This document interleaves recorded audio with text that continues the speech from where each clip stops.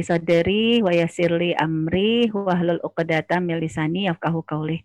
Assalamualaikum warahmatullahi wabarakatuh. Waalaikumsalam warahmatullahi wabarakatuh. Alhamdulillahirabbil alamin wa bihi nasta'in wa salatu wassalamu ala asyrafil anbiya'i wal mursalin wa ala alihi wa ashabihi ila yaumiddin amma ba'd. Asyhadu alla ilaha illallah wahdahu la syarikalah wa asyhadu anna Muhammadan abduhu wa rasuluhu la nabiyya ba'dah. Allahumma shalli ala Muhammad wa ala ali Muhammad fil alamina innaka Hamidum Majid. Alhamdulillah pada kesempatan kali ini kita bisa bertemu silaturahim dalam majelis ilmu untuk meningkatkan keimanan kita, meningkatkan amal kita agar semakin meningkatkan rahmat dari Allah Subhanahu wa taala melimpah kepada kita.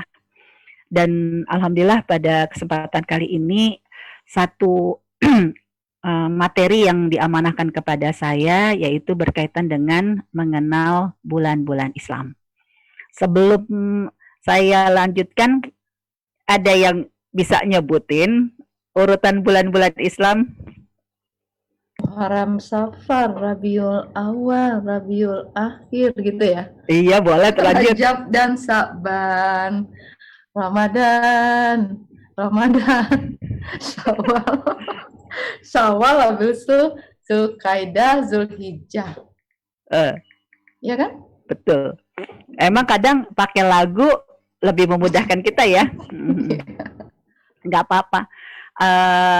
Kalau kita suka ditanya, kira-kira antara bulan Islam yang dijadikan patokan di dunia dengan bulan-bulan Masehi yang dijadikan juga sebagai patokan di dunia, kira-kira yang mana yang lebih dulu dipakai?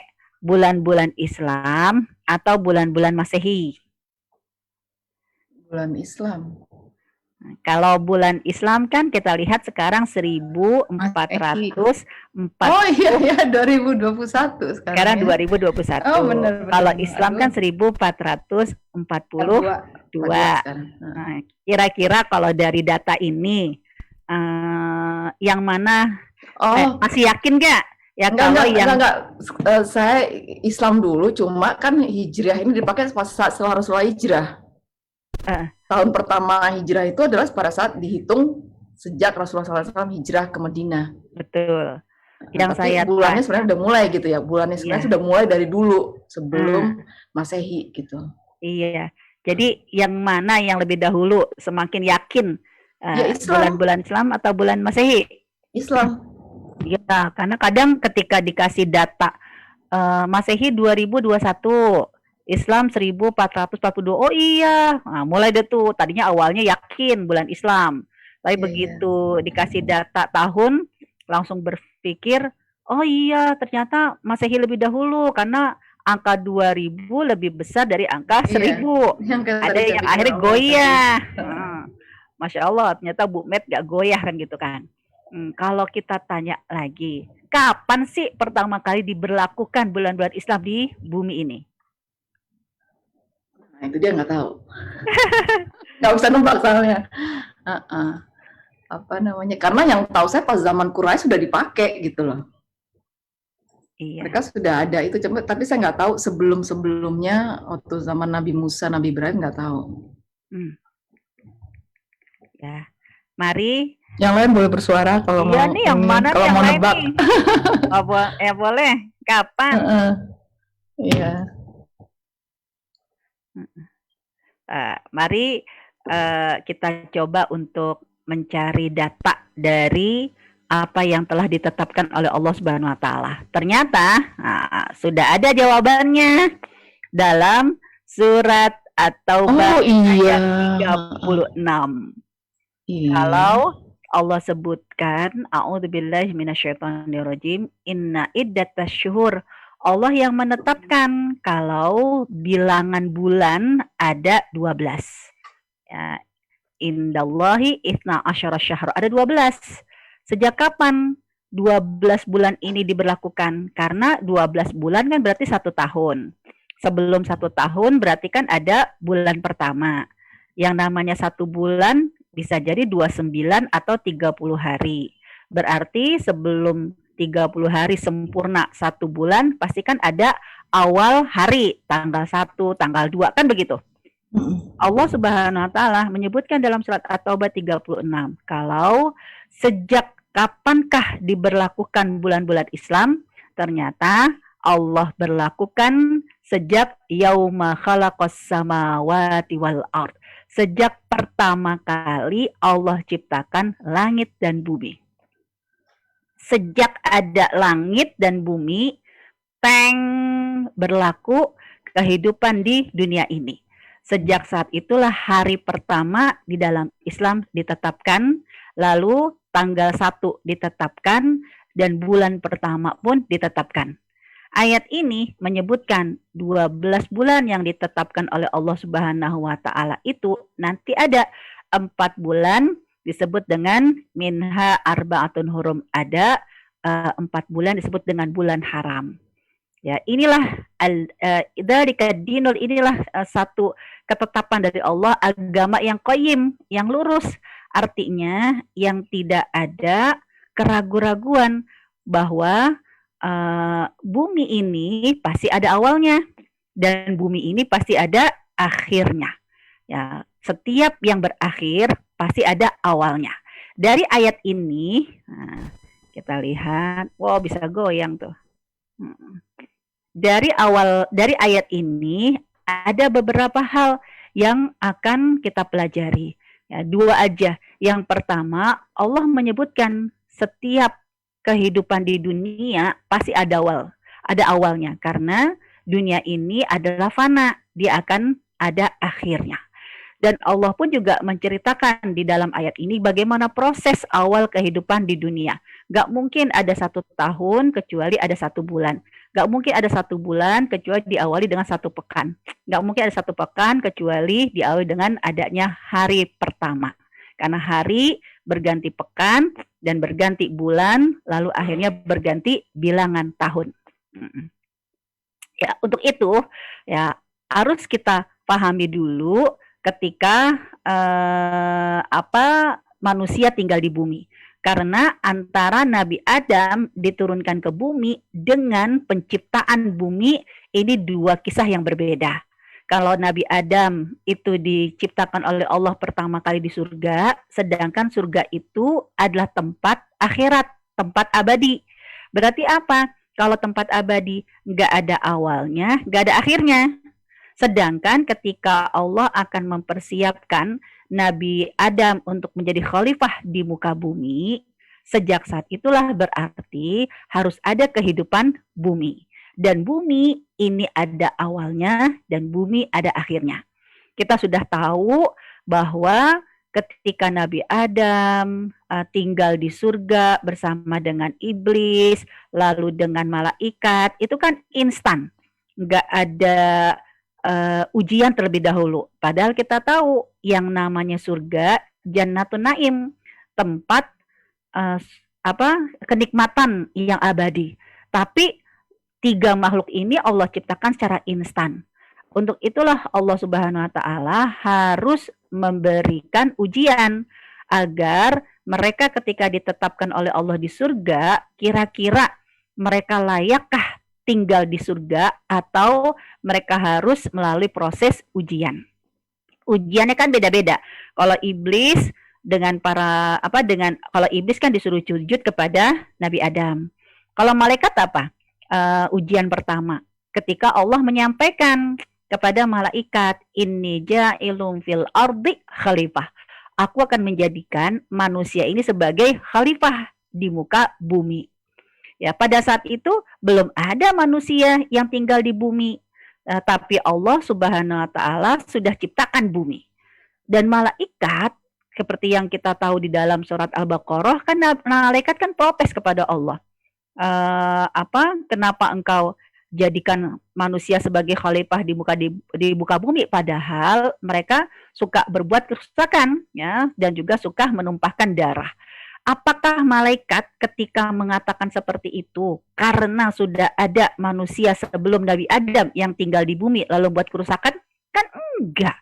Ya, dari mana malaikat tahu? Jangan lupa, ketika Allah menciptakan Nabi Adam di surga bersama dengan iblis dan para malaikat, ya, bersama dengan Allah ciptakan alam akhirat itu ada surga, kan juga ada Lauhil Mahfuz. Lauhil Mahfuz itu tempatnya kitab suci Al-Qur'an dan juga kitab takdir yang tertulis oleh Allah Subhanahu wa taala. Artinya apa? Malaikat tahu kalau manusia nanti akan membuat kerusakan, yasfikud dima, ya, akan menumpahkan darah, ya, juga akan membuat kerusakan. Dari mana? Karena para malaikat sudah nonton apa yang terjadi nanti kelak, ya, tahun 2021 ada COVID, ya, dari negara mana, yaitu kemudian nanti dunia akan terjadi pandemi. Malaikat udah tahu karena semua sudah tercatat, sudah tertulis di Lauhil Mahfuz. Nah, saat itulah Allah Subhanahu wa taala ingin menceritakan kepada kita, ya, kita sudah sering membahas ini, di mana bumi ini pada saat nanti kamu diturunkan, bumi adalah tempat kamu hidup, wa fiha tamutuna, di sana kamu mati, wa minha tukhrajun, dan di bumi ini kalian dibangkitkan. Artinya bumi ini dari luasnya alam akhirat yang Allah Subhanahu wa taala ciptakan, tidak ada awal, nggak ada akhirnya. Bumi ini hanya Allah titipkan satu tempat, ya, di mana bumi itu terletak di satu titik di luasnya padang mahsyar. Manusia jangan sampai lupa kalau bumi diciptakan oleh Allah, kita sebagai khalifah. Dan yang namanya bumi ada awalnya dan ada akhirnya. Bagaimanakah penciptaan awal kehidupan di dunia ini? Allah Subhanahu wa taala menyebutkan kalau benda langit yang pertama kali Allah ciptakan itu ada dalam Al-Qur'an. Karena nanti benda yang pertama kali diciptakan, benda yang itu juga nanti terakhir dihancurkan. Allah Subhanahu wa taala menyebutkan kalau mulai adanya kehidupan di bumi, yaitu ketika mulai adanya sumber dari sumber kehidupan diberlakukan oleh Allah, itulah matahari. Jadi di dalam ayat-ayat Al-Qur'an menyebutkan matahari ketika difungsikan oleh Allah pertama kali, disitulah mulai terjadi kehidupan di dunia. Matahari yang pertama kali Allah ciptakan, matahari juga yang terakhir Allah hancurkan. Ya, dalam surat At-Takwir kan Allah menyebutkan idza syamsu kuwirat, ya, ketika matahari itu digulung oleh Allah. Ya, karena begitu Allah menciptakan matahari, kan semua tata surya, ya, kalau ada gambar di sini kan, ketika Allah menciptakan matahari, semua tata surya, ya, termasuk Merkurius, Venus, bumi yang sekarang kita tempati kan mengelilingi matahari. Sejak saat itulah, ya, matahari sebagai sumber kehidupan, maka sejak saat itu adalah hari pertama diberlakukan di muka bumi. Sekarang, ya, kita harus tahu dulu matahari pertama kali difungsikan oleh Allah nampak di bumi. Ya, nampak di bumi karena kita babnya adalah di bumi. Matahari pertama kali diciptakan untuk nampak di bumi, itulah hari pertama di bumi, kira-kira terbit atau terbenam. Halo. Terbenam. Nah, terbenam. Ya, kalau kita patokannya terbit, berarti misalnya jam 6 itu terbit matahari, sebelum jam 6 subuh berarti bisa jadi masih hari Senin. Begitu terbenam, baru hari Selasa, kan begitu. Ya. Ternyata pergantian hari di dalam Islam kan terbenam. Jadi pertama kali Allah fungsikan matahari nampak di bumi, itulah hari pertama Allah ciptakan di bumi saat matahari terbenam. Jadi begitu matahari nampak di bumi, terlihat terbenam, disinilah hari pertama diberlakukan di muka bumi. Hari apa Allah tetapkan pertama kali di muka bumi? Hari Jumat. Hari Jumat. Bukan Senin ya? B, Senin. Kan multi choice ada D. Iya, saya nebak sih tapi Bu. Karena Gak apa-apa, namanya multi choice kan. A. Iya. Jumat, B. Senin, C. Minggu. D. Udah Ya udah 3. Kira-kira ya hari apakah yang pertama kali diberlakukan di muka bumi? Hari Senin. Kan kalau Senin wajar. Kita sering diajarkan weekend itu Sabtu Minggu.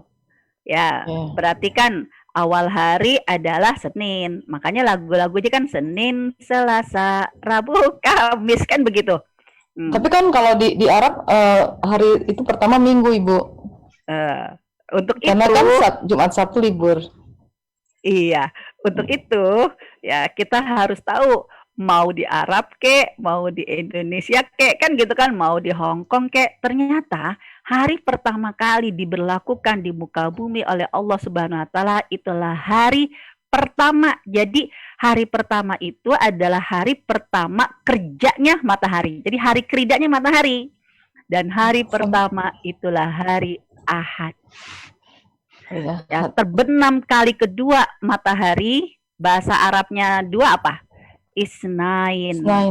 Nama harinya Senin. Hari pertama ya.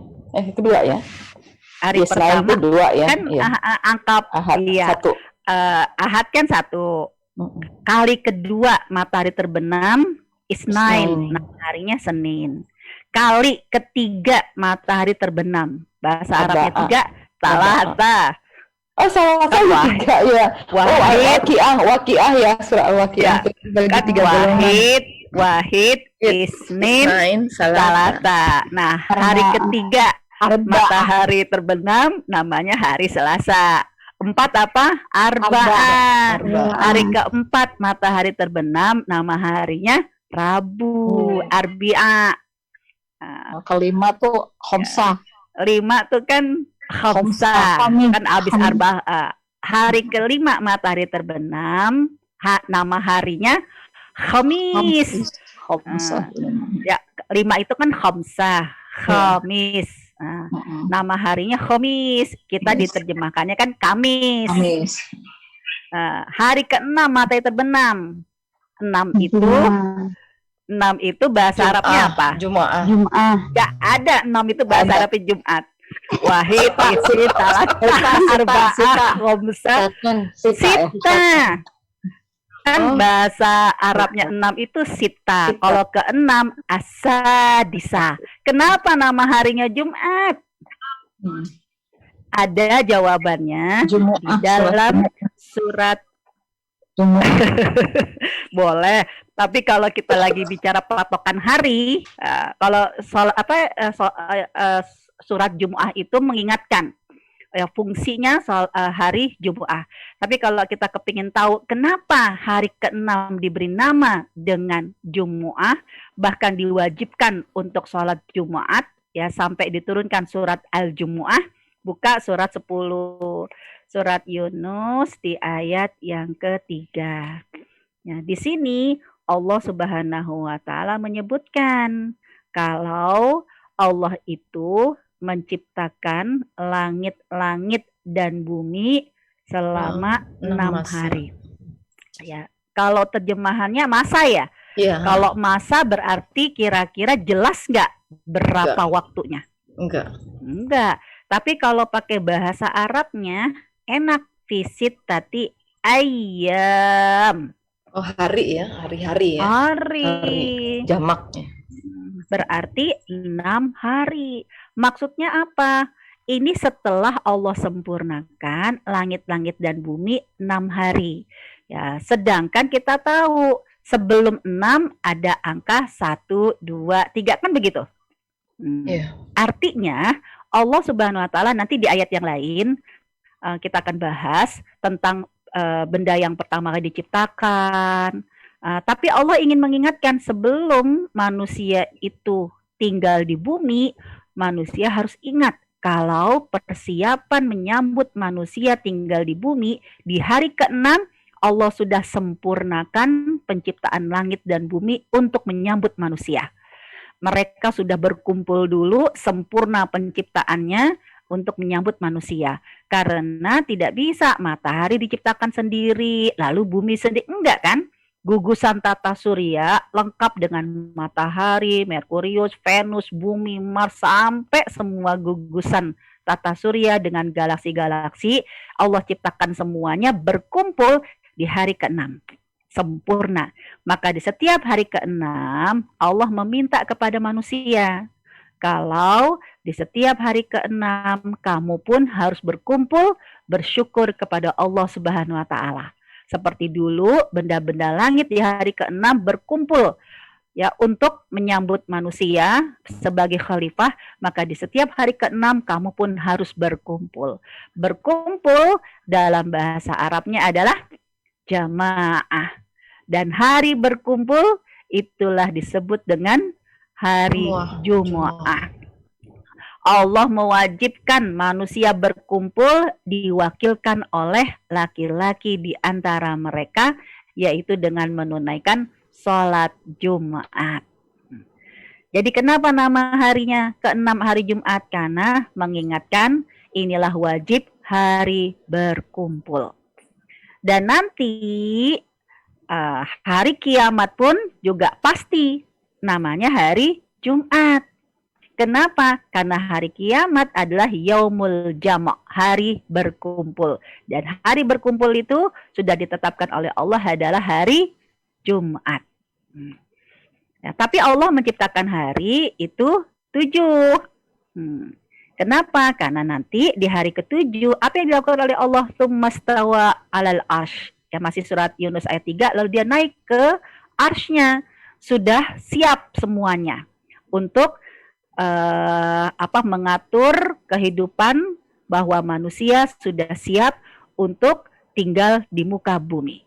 Dan dalam Islam kali ke-7 matahari terbenam. Itulah ya namanya adalah Saba'ah. Nama harinya menjadi Sabtu.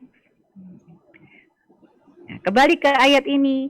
Jadi Allah Subhanahu wa taala mengingatkan kalau ketika pertama kali Allah ciptakan kehidupan di bumi, yaitu Allah ciptakan pertama kali sumber kehidupan adalah matahari dengan terbenam.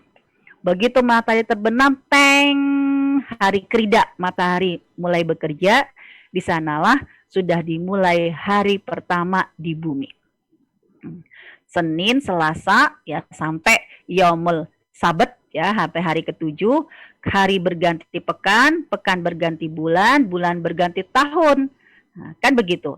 Sedangkan untuk perhitungan tanggalan di dalam Islam, tanggal 1, tanggal 2, tanggal 3, ini menggunakan nampaknya hilal bulan terlihat di bumi. Begitu bulan muter kan semua semua tata surya gugusan galaksi kan mengitari matahari. Nah, begitu mengitari semua teng matahari, ya maka saat semua galaksi mengitari matahari dan bulan pun mengitari bumi, maka pada saat itu disebut dengan tanggal pertama adalah ketika di bumi nampak pertama kali hilal bulan Ramadan terlihat dengan satu sabit. Jadi cuma satu lingkaran setengah, itulah tanggal 1. Sampai nanti terlihat nampak di bumi bulat, ya, maka disebut dengan bulan purnama. Disunnahkan di dalam Islam setiap penampakan bulan bulat, ya 13, 14, 15 disuruh untuk saum saumul yaumul bait, ya saum pertengahan bulan. Jadi pertengahan bulannya bukan lihat di Januari, Februari, tapi lihatnya di bulan-bulan Islam. Nah, begitu bulan berganti tahun sampai akhirnya suatu saat bumi ada awalnya, bumi pun ada akhirnya. Dan matahari, benda yang pertama kali diciptakan, matahari juga yang akan menjadi tanda kehidupan di bumi akan berakhir. Itu dalam surat At-Takwir, ya, di mana Allah Subhanahu wa taala menyebutkan, surat At-Takwir itu surat yang ke-84. Juz 30. 84 salah. Iya, Juz 30, 84. 80 berapa? 81 ya. 81. Idza syamsu kuwirat. Jadi ketika Kiamat, mata itu digulung sama Allah.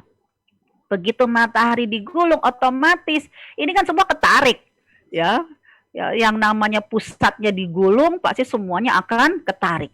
Apa yang terjadi ketika matahari ditarik oleh Allah Subhanahu wa taala? Di ayat yang kedua, wa idzan nujumun kadarat. Maka bintang-bintang pun akan berjatuhan. Karena semua benda langit kan namanya bintang. Ya, semua pun akan berjatuhan. Otomatis ya yang paling benda langit yang memiliki gaya gravitasi adalah bumi. Otomatis kalau bintang-bintang itu ketarik berjatuhan, jatuhnya kemana? Bawah. Ketariknya sama benda sama bumi. Bumi. Kan. Iya, ke bumi.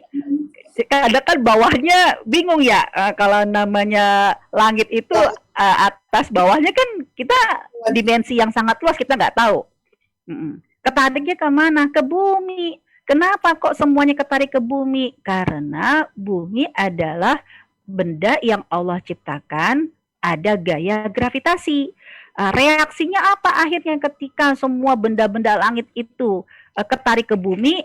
Itu reaksinya ada di dalam surat setelahnya, surat yang ke Infitor. Ya, idza sama fatarat, ketika langit ya dipecahkan oleh Allah. Otomatis langitnya pecah, semua benda langit akan jatuh. Serakan. Ya. Yang akhirnya gara-gara jatuhnya semua ke bumi akan menyebabkan bumi lebih banyak daratnya atau lautnya? Laut. Otomatis efek yang ketiga apa? Wa idzal biharu lautnya meluap. Air laut pun akan meluap. Kenapa meluap? Ya karena benda langitnya jatuh. Otomatis airnya karena terisi beban benda-benda langit yang lebih banyak dari muatan air, menyebabkan air itu biar, kan begitu. Kayak genangan air kena mobil-mobil ya. Iya, langsung kan biar. Itu fenomenanya. Jadi benda langit yang pertama diciptakan adalah matahari, dan matahari pun sebagai benda langit yang menandakan berakhirnya kehidupan di bumi. Nah, sekarang kita lihat, tadi kan langit nih, sekarang bumi. Ketika Allah menciptakan bumi, benda bumi apa sih yang pertama kali Allah ciptakan di bumi ini? Jadi makhluk yang paling tua di muka bumi. Itu ada dalam surat Fussilat. Surat 41. Gunung. Oh iya, karena buat pasak ya. Iya. Jadi Allah Subhanahu wa taala setelah menyuruh kita belajar tentang langit dengan berbagai macam fenomena sebagai tanda ada kehidupan pertama di bumi, kamu sekarang harus melihat tanda-tanda kekuasaan Allah di bumi. Nah, benda yang pertama kali Allah ciptakan di bumi itu kan di ayat ke-10. Kalau ayat yang ke-9 kan Allah menyebutkan kalau Allah menciptakan dalam 2 hari. Bumi dalam dua hari. Ya, Yaumain itu ya. 2 hari. 2 hari. Ya, sedangkan di ayat yang ke-10 Allah Subhanahu wa taala menyebutkan dalam 2 hari ini yang Allah ciptakan pertama kali yaitu gunung. Apa? Rawasiya, gunung. Nah, gunung adalah benda yang pertama kali Allah ciptakan di bumi sebagai pasak. Agar kalau nanti begitu pertama kali manusia tinggal di bumi, dengan bumi berputar mengitari matahari, ya, kemudian juga bulan mengitari bumi, itu nanti manusia itu nggak berterbangan, karena kan namanya goyang itu kan otomatis manusia yang lemah bisa akan berterbangan ke sana dan ke sini. Karena benda yang pertama kali Allah ciptakan gunung, maka nanti tanda berakhirnya dunia juga Allah akan hancurkan pertama kali adalah gunung. Gunung. Kenapa? Ya, ibaratnya saya kalau mengingatkan ke anak-anak saya, gunung itu ibaratnya seperti paku yang kamu gunakan untuk meletakkan jam dinding. Kan begitu. Jam dinding biar tidak goyang-goyang, biar jejak di tembok kan pakai paku. Suatu saat jam dindingnya mau dipindahkan. Otomatis yang pertama dipindahkan karena paku ini menempel di jam dindingnya atau di figuranya, kan otomatis yang akan dicopot dulu adalah pakunya. Kan begitu. Pakunya keras sekali. Karena pakunya keras sekali, sedangkan harus dicopot pakunya dulu. Apa yang dilakukan biar itu paku bisa copot? Padahal keras sekali nancepnya. Kan digoyang-goyang. Kan begitu. Nah, biar kendor kan?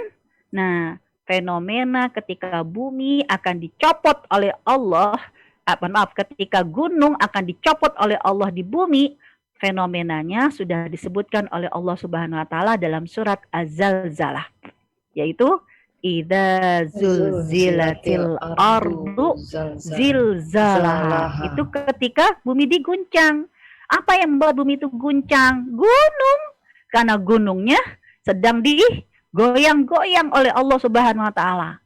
Begitu gunungnya digoyang-goyang sama Allah, reaksinya apa? Wa akhrajatil ardu asqalaha. Keluar semua isi perutnya. Ya, baru deh manusia bertanya, ya, idza zulzilatil ardu zilzalaha wa qalal insanu malaha. Baru ada apa yang terjadi? Itu ketika gunung akan dicopot oleh Allah, digoyang-goyang terlebih dahulu. Tapi ada kalanya nih, seperti halnya tadi paku, udah digoyang-goyang, kagak copot juga. Sedangkan harus dipindahkan. Nekat diapain? Dicopot, dicongkel kan? Gara-gara dicongkel, akhirnya nggak hanya pakunya yang copot, bisa jadi temboknya pun juga akan tergompal gitu kan, ya, akan hancur. Fenomena seperti itu juga terjadi di muka bumi, yaitu dengan fenomena di dalam surat Al-Qari'ah. Ya, Al-Qari'ah. Apa artinya Al-Qari'ah? Jangan diterjemahkan kiamat.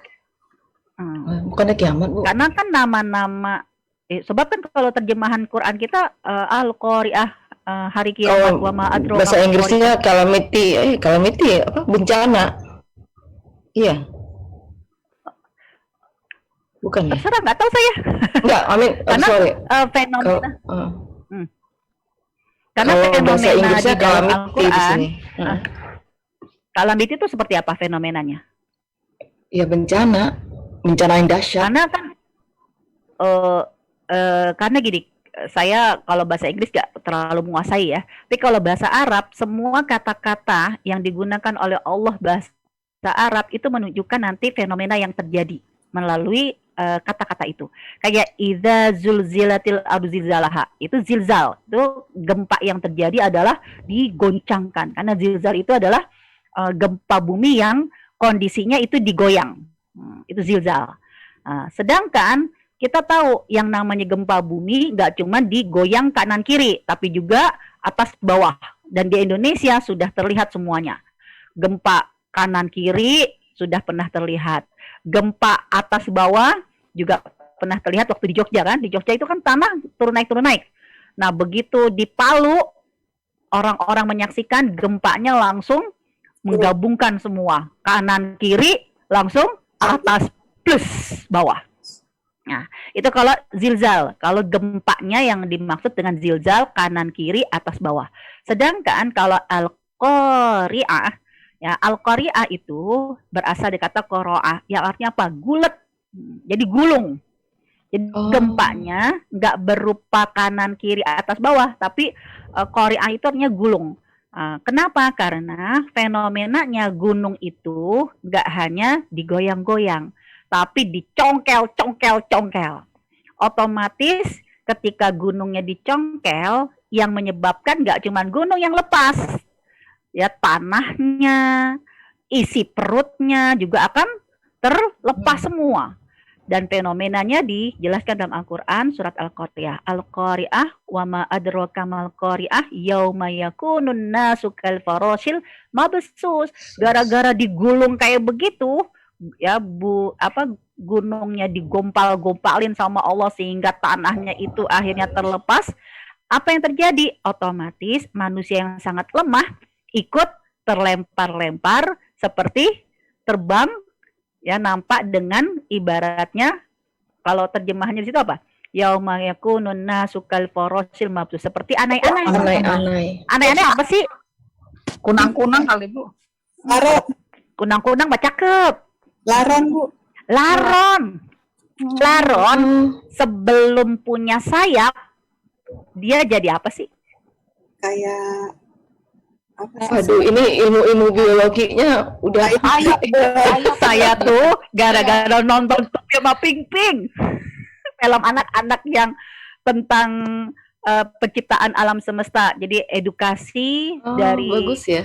Iya, Nah, itu edukasi dari Harun Yahya yang dulu ya, Harun Yahya yang dulu dengan keajaiban alam semesta, ditambahkan dengan edukasi dari NCR, Nada Cipta Raya yang ada di Indonesia, raya.com itu luar biasa. Jadi saya menggabungkan film di film itu ya, saya melihat menggabungkan ayat-ayat kauniyah dengan ayat-ayat kauliyah. Rayap ya, sebelum Laron, sebelum punya sayap itu adalah rayap. Oh iya, rayap. Rayap punya mata nggak? Enggak. Saya tahu dari Tupi Ping Ping. Kalau ngeliat juga geli.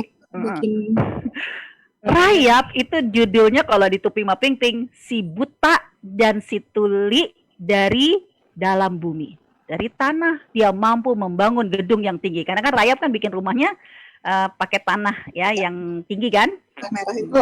Rayap yang di kayu-kayu itu ya maksudnya Ibu ya? Iya. Ya Allah. Rayap itu nggak punya mata, nggak punya telinga.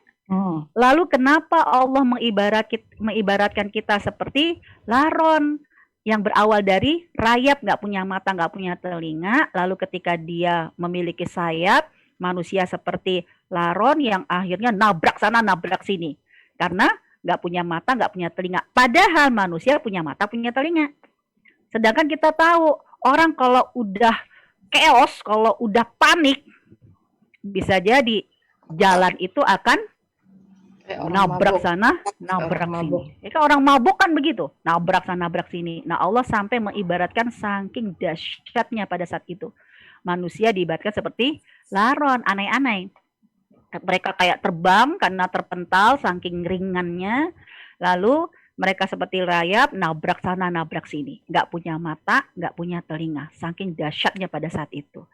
Dan nggak hanya manusia, kamu akan lihat gunung, kenapa Al-Qari'ah ya, gunung yang tadi dicongkel-congkel, kamu akan lihat nampaknya seperti apa.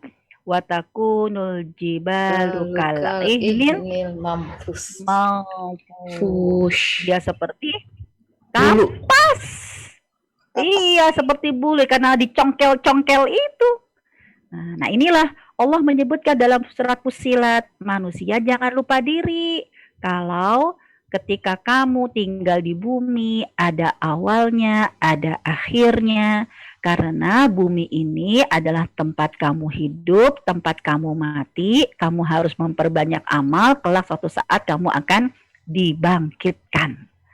Nah, itulah kenapa ayat yang tadi kita baca nih, ya ternyata setelah Allah menyebutkan tentang data sejarah adanya awal kehidupan di bumi, ada hari pertama, ada tanggal 1 sampai genap 15, kemudian kembali sabit, jumlahnya 29, kalau mendung digenapkan menjadi 30, kalau nampak hilal lagi, itulah mulai bulan baru.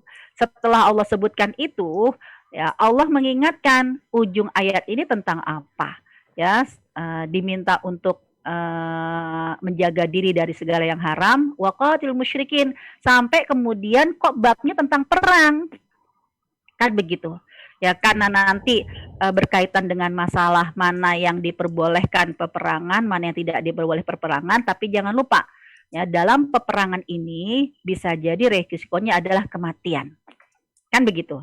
Nah, artinya apa? Ingat manusia, apapun yang terjadi, mau dalam kondisi hurum, di bulan-bulan haram tidak ada peperangan, maupun di bulan yang halal, yang ada peperangan, tetap aja mau damai ataupun mau dalam kondisi perang, setiap manusia yang pernah hidup, dia pasti akan mati.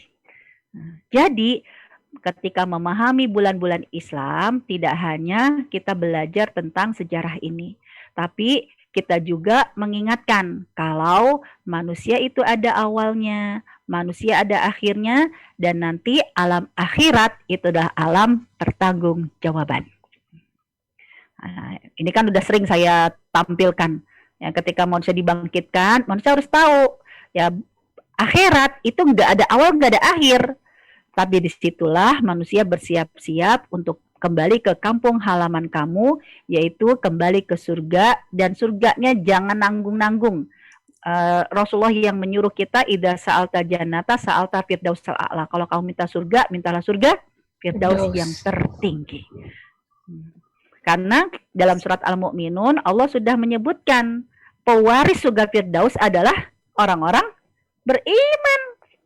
Ya, itu kan surat Al-Mu'minun. Ramadan Allah minta kita puasa, ya ayyuhalladzina amanu, karena kita orang beriman. Ternyata banyak amal-amal yang Allah panggil sebagai orang beriman. Surat Al-Mu'minun, surat 23 ayat 1 sampai ayat 11 Allah sebut, karena kalau kamu sebagai orang beriman, di ayat pertama, qad aflahal mu'minun, kamu menjadi orang yang beruntung. Kenapa kamu mendapatkan keberuntungan sebagai orang beriman? Ayat yang ke 9 dan 10, ayat ke 10 dan 11. Karena alladzina yarithuna firdausa, hanya orang beriman, merekalah pewaris surga firdaus yang tertinggi. Nah, jadi kenapa saya sampaikan seperti ini? Karena orang beriman apapun belajar, mau tentang tafsir, tentang hadis, tentang fikih, tentang sejarah, semuanya akan menjadikan visi dan misinya adalah keberhasilan dia nanti ketika kembali ke kampung halaman di akhirat. Itulah ya, semua akan dikaitkan dengan al-iman bil yaumil akhir, iman kepada hari akhirat. Bukan berarti kalau ngomongin akhirat berarti wah ustazah udah bosan hidup, dia orang yang stres. Kan kadang begitu. Kalau kita ngomong tentang kematian, lo sakit apa? Hidup itu harus optimis. Kita ngomong kematian bukan karena kita besok mau mati. Kita ngomong kematian karena hidup ini ada awalnya. Dan hidup ini pasti ada akhirnya. Kan begitu. Sekarang baru di dunia ini Allah berikan dua patokan untuk menjadi patokan penanggalan bulan-bulan di bumi.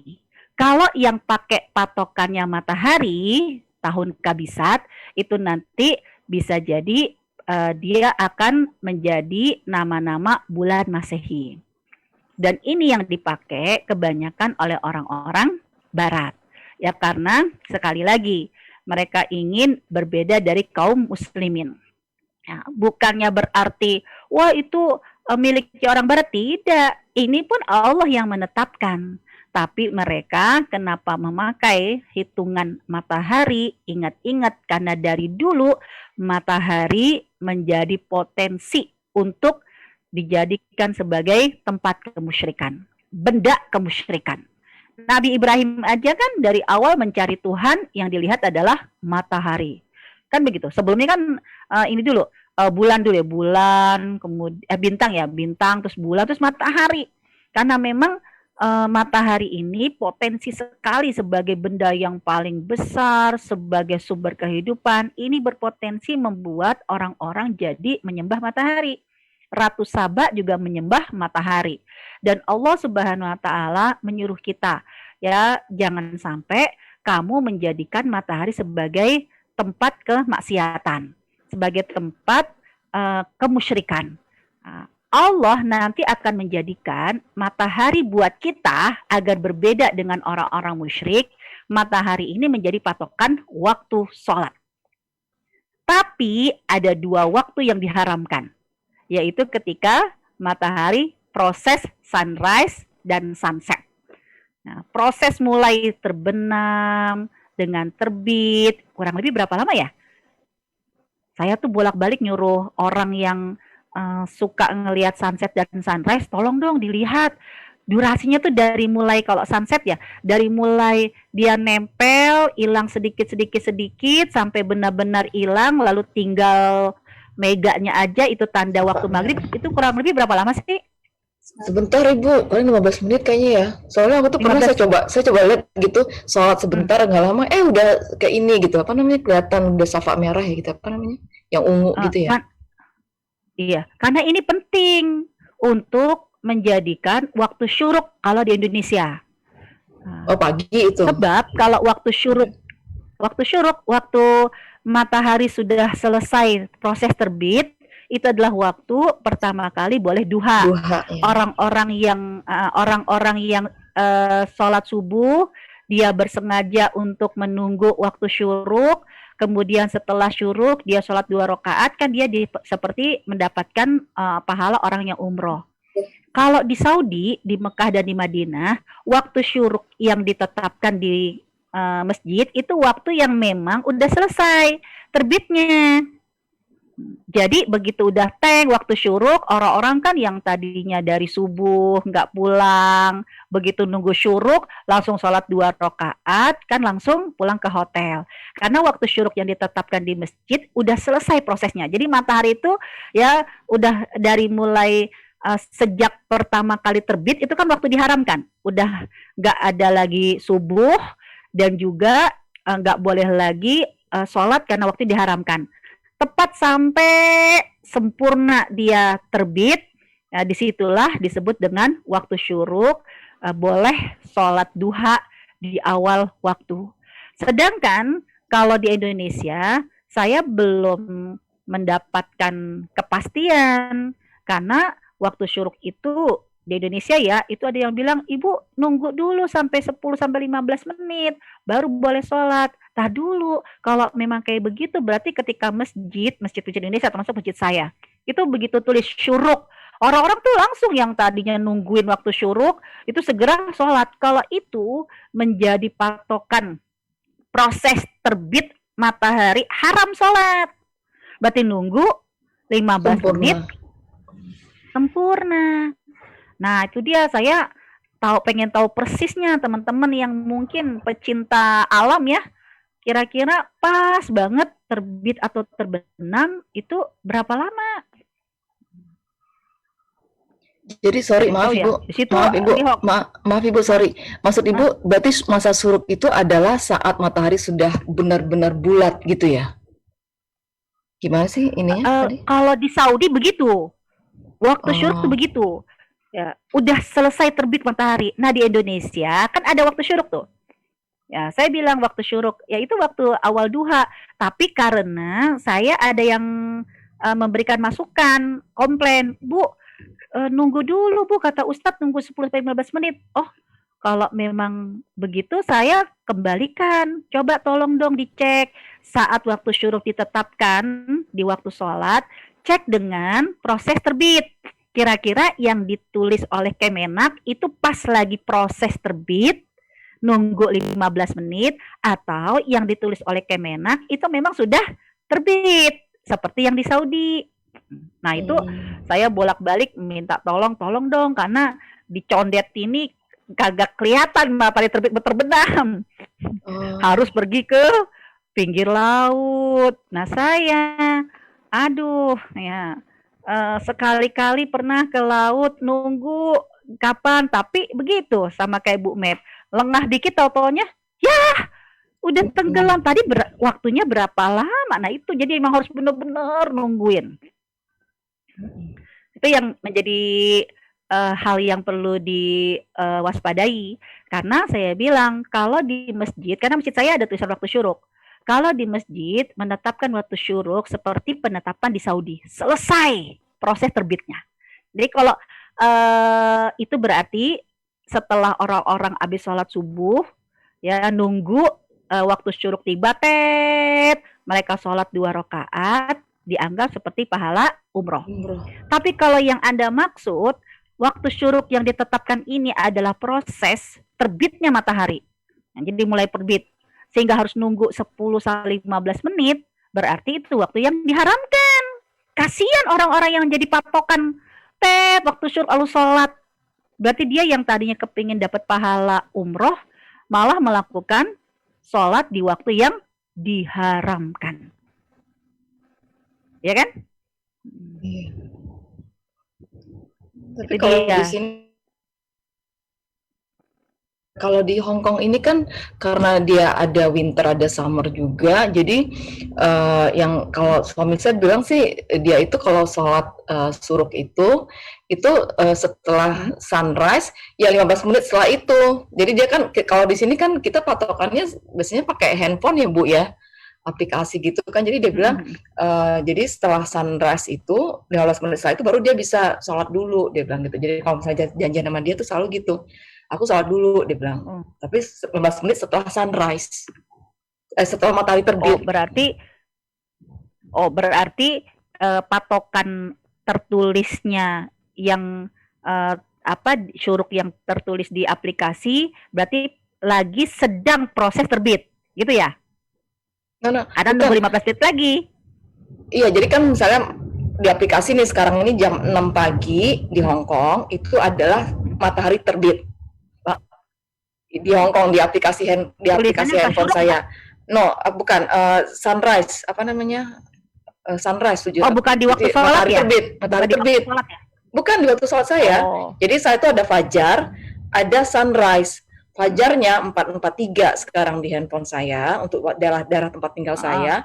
Sunrise-nya jam 6.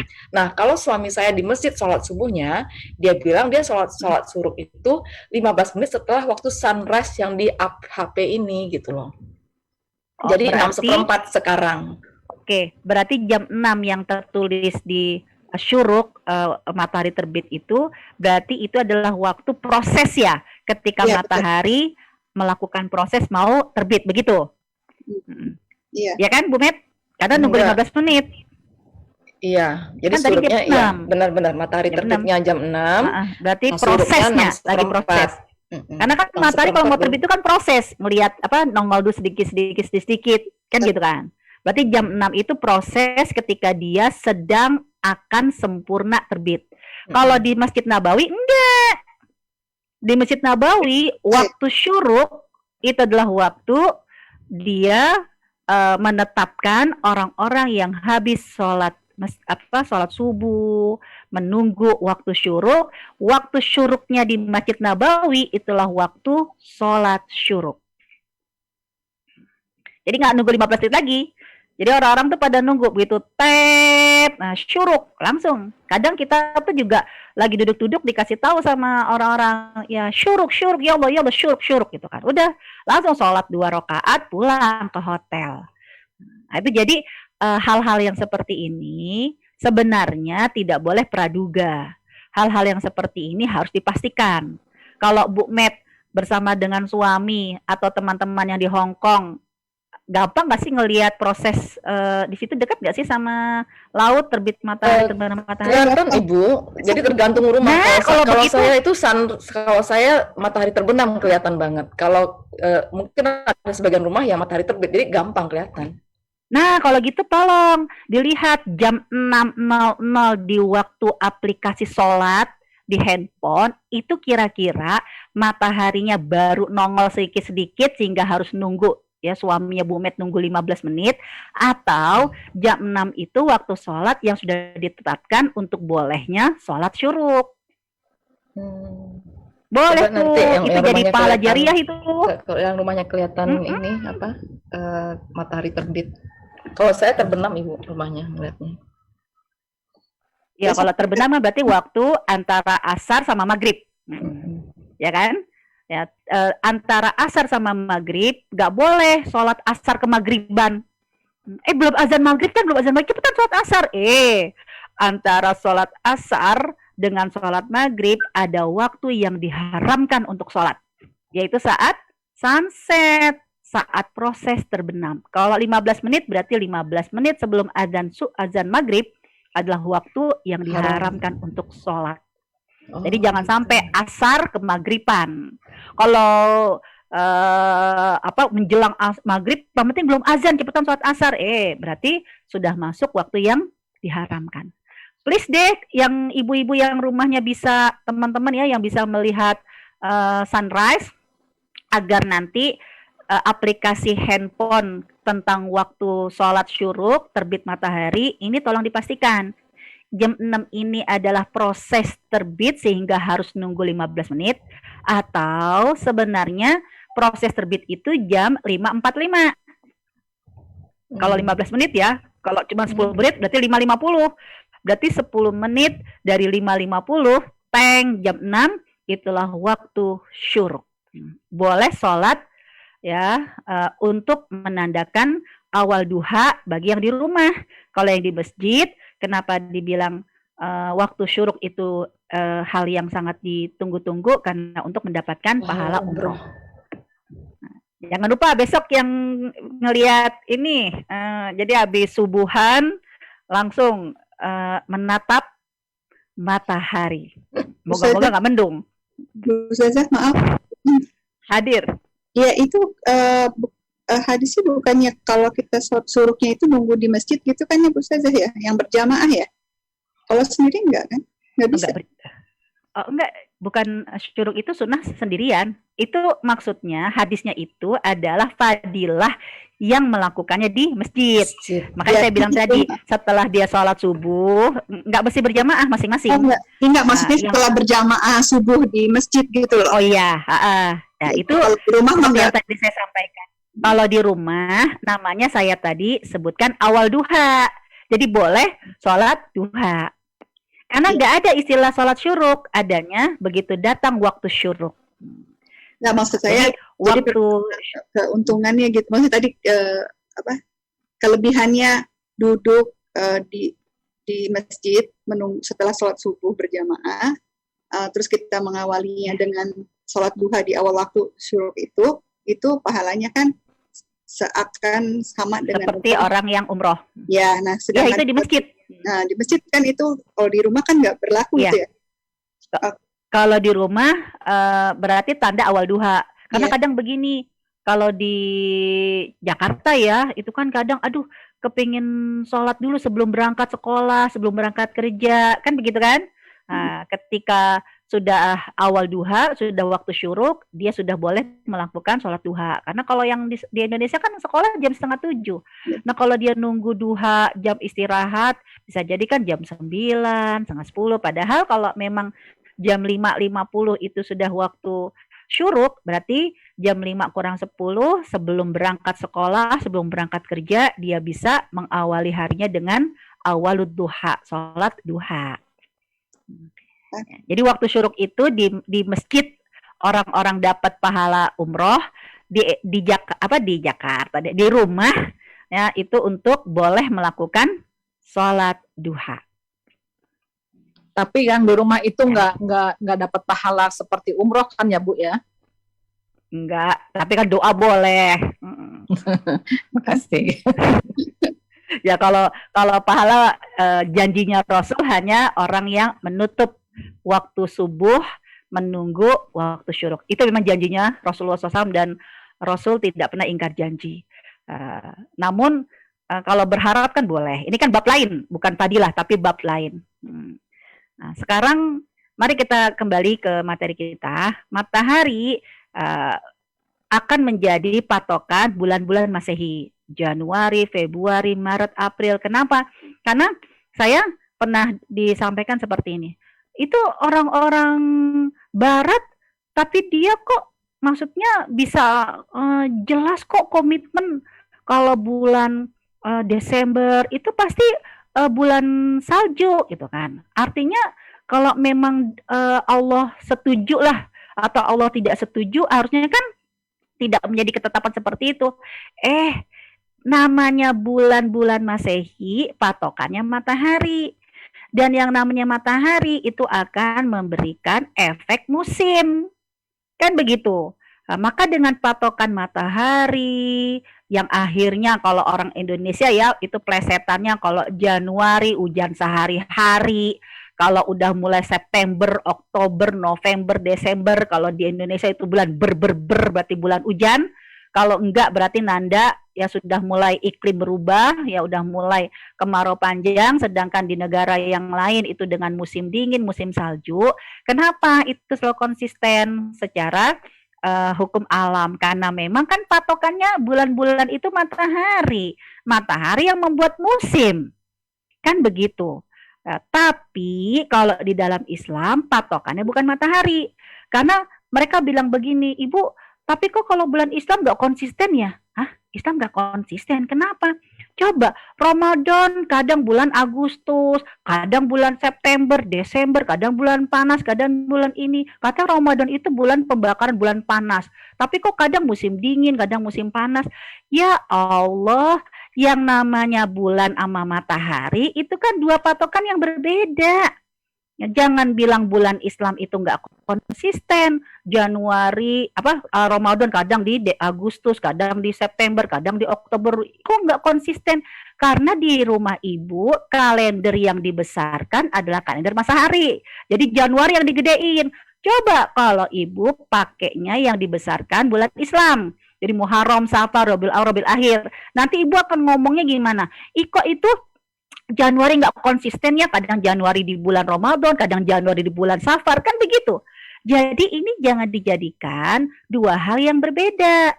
Terus yang menjadi patokan di dalam Islam, bulan itu adalah bulan karena nanti untuk umat Islam di setiap pertengahan bulan dia diminta untuk melakukan ibadah sunnah, yaitu saum sunnah. Pasti tanggal 13, 14, 15. Bentuk bulannya pasti sudah purnama. Bu patokannya mau saum sunnah pertengahan bulan pakai Januari, Februari, bakalan nggak ketemu itu. Karena banyak juga orang yang gini, Bu, pertengahan bulan itu pakai bulan apa sih, Bu?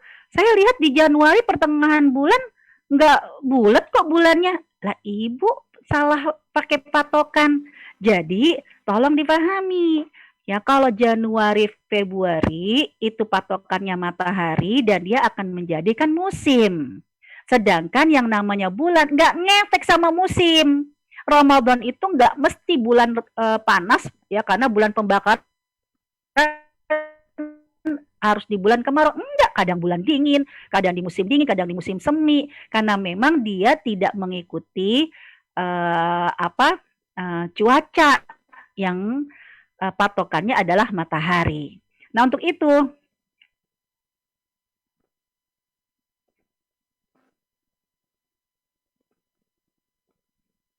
mari kita lihat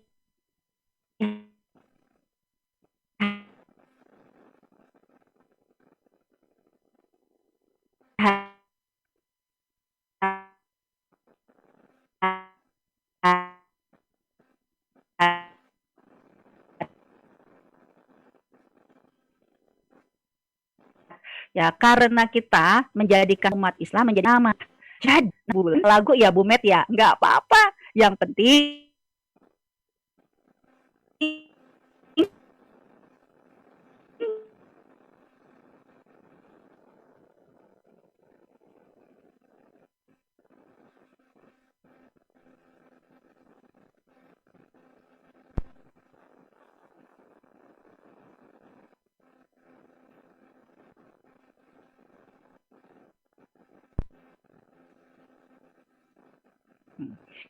Nah, 12 bulan dibagi ada 3.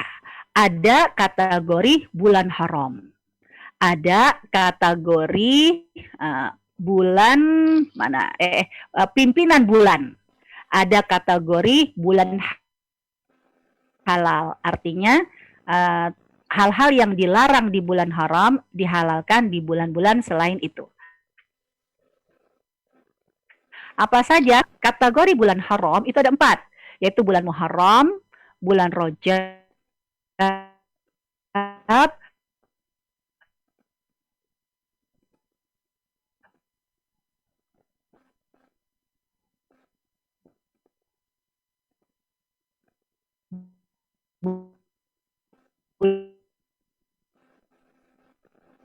Kita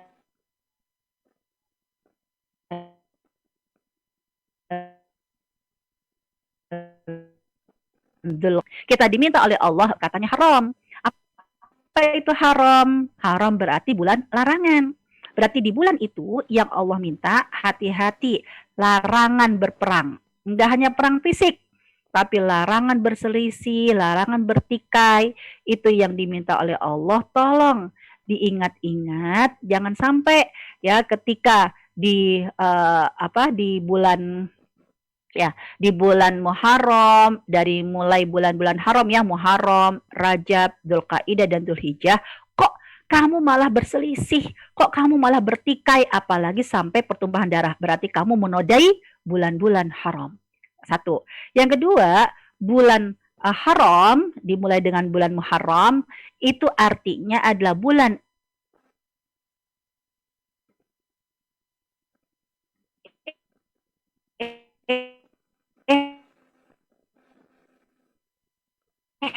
Tirom. Kan Kaidah dan Dzulhijjah bulan karomah, bulan mulia. Maksudnya apa? Karena ini bulan mulia, Allah akan memuliakan orang-orang yang ingin mulia di bulan itu. Tapi lihat, khususnya untuk masyarakat kita ya, jangan sampai tidak memahami ini jatuhnya kepada kemusyrikan. Yaitu apa? Karomah diganti jadi karomat. Kalau sudah karomah diganti karomat, repot. Teman-teman akan ingat biasanya nih orang-orang yang punya pemahaman bulan Muharram adalah bulan karomat, apa yang mereka lakukan di bulan Muharram? Satu surah. Ya, nyuci keris, mandi bunga. Kan begitu. Kenapa? Karena dianggap bulan karomat. Padahal kalau karomat pakai bahasa Indonesia identiknya malah jadi mistik. Padahal yang Allah minta adalah karomah, bulan mulia. Dia akan memuliakan orang-orang yang ingin menjadi mulia. Dan orang-orang Yahudi menginginkan dari awal sebagai bulan haram, yaitu Muharram, jangan sampai orang Islam itu menjadi mulia. Dan mereka menginginkan umat Islam akhirnya menjadi hina.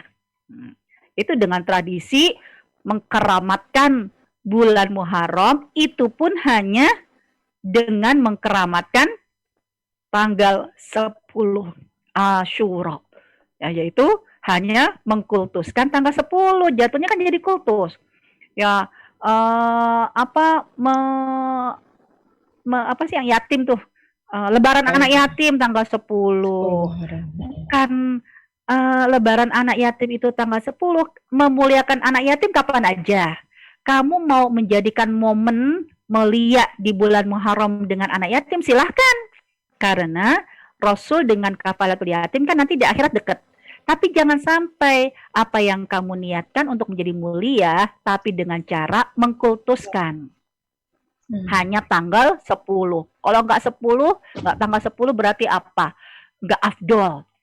Karena saya pernah dititipkan acara santunan yatim harus tanggal 10. Sedangkan mohon maaf tanggal 10 itu kondisinya anak-anak sekolah. Dan dia minta anak-anak itu datang dengan dengan orang tuanya.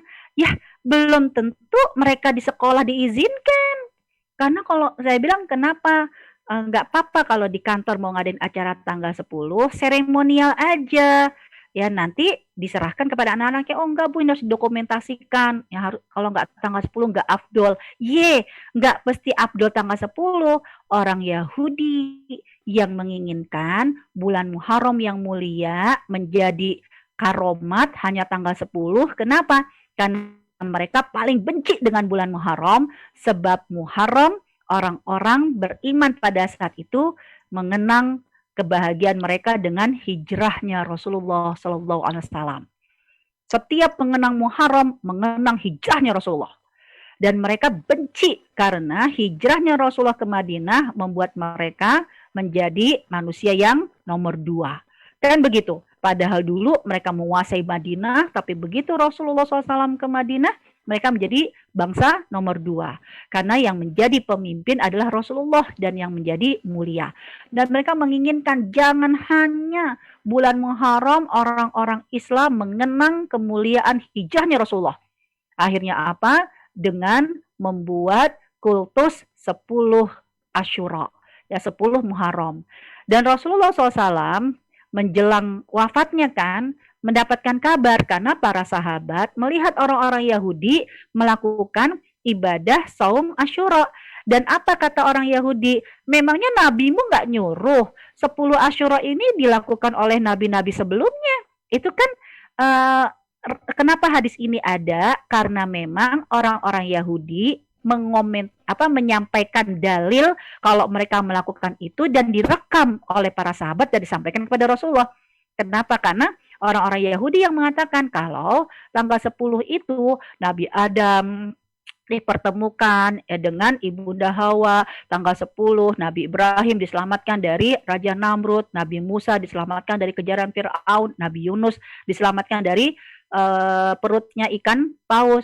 Nah, kita itu dari dulu selalu melakukan rasa syukur dengan saum Asyura.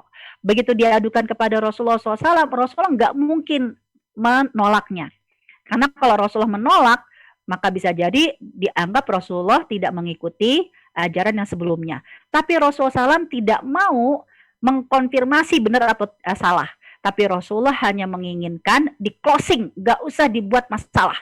Yaitu apa? Kalau besok aku hidup, kita akan berpuasa 9, 10, atau 10, 11. Ya, ini untuk membedakan. Kalau kalian hanya membanggakan nabi-nabi sebelumnya tanggal 10, untuk umat Nabi Muhammad, bulan Muharram adalah bulan hijrah, rasa syukur tidak hanya tanggal 10, tapi 9, 10, 11. Nah, ini yang akhirnya menjadi sunnah. Tapi mau puasanya 9, 10 boleh, 10, 11 boleh, 9 sampai 11 boleh, mau 10 aja pun juga boleh, karena itu adalah pilihan sunnahnya Rasulullah, sebab Rasulullah tidak sempat melakukannya. Karena Rasulullah sudah keburu wafat, kan begitu. Nah kemudian yang dimaksud dengan bulan Muharram berarti bulan-bulan haram ya, yang mulai dari Muharram, Rajab, Zulqaidah, dan Dzulhijjah. Ingat, ya dia adalah bulan mulia, tidak hanya mengingatkan tentang sejak saat itu kaum muslimin berubah minadz-dzulumati ilan nur, tapi bulan itu adalah bulan tidak boleh bertikai, maka yang diminta adalah untuk saling memaafkan. Saling memaafkan. Nah, inilah yang diingatkan oleh Allah Subhanahu wa Ta'ala di setiap bulan-bulan haram. Kamu harus ingat, jangan sampai kamu melakukan pertikaian sampai naudzubillah min dzalik, pertumpahan darah. Disitulah kamu harus belajar memaafkan, ya, dan juga belajarlah menahan emosi. Jadi ingat-ingat kalau bulan Muharram, ya, kemudian Rajab, Zulqaidah, dan Dzulhijjah. Jadi nggak hanya orang yang haji aja yang mereka takut ngomong yang nggak benar, kenapa ingat-ingat ini lagi haji. Enggak, ya, ini baik yang di tanah suci maupun dimanapun mereka berada di dalam bulan haram. Nggak boleh pemilu tuh Bu kalau gitu. Pemilu boleh, tapi nggak boleh bertikai. Susah itu. Nah itu dia. Ya berarti kan mau nggak mau Allah akan melihat bagaimana perjuangan personal kita untuk menahan diri kita dari pertikaian, kan begitu. Nah, kemudian juga ingat-ingat di bulan Rajab sampai kenapa Allah menyuruh untuk kamu mengingat-ingat bulan Rajab adalah salah satu bulan haram.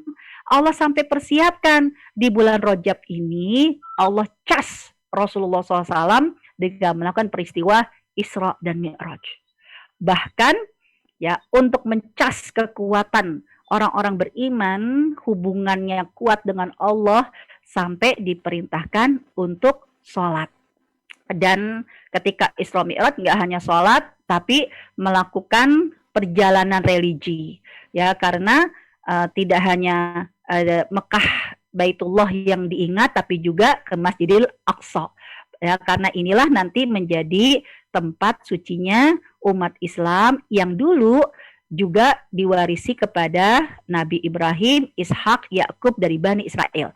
Next yang akan datang kalau kita bahas tentang Isra Mi'raj itu ada pembahasan lebih detail lagi. Sedangkan yang harus kita ingat adalah jangan sampai nih bulan Rajab kita melakukan hal-hal yang terhina. Karena bulan Rajab kan diwajibkan sholat dengan Isra Mi'raj. Sholat dalam surat Al-Ankabut di ayat yang ke-45, Allah mengingatkan fungsi sholat ini agar kamu tidak melakukan hal-hal yang tercela. Karena sholat, inna sholata tanha anil fahsya wal munkar. Kalau diterjemahkan bahasa Inggris, fahsya apa, Bu Met? Karena kalau bahasa Indonesia, fahsya itu artinya keji. Kalau munkar, munkar.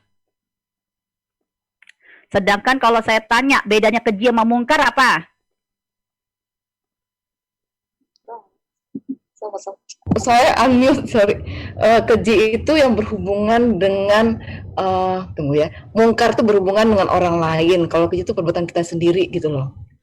Nah, sekarang kalau misalnya kayak kayak berzina itu adalah keji. Kalau misalnya mencuri itu adalah mungkar. Atau kebalikannya, pokoknya gitu deh. Gak?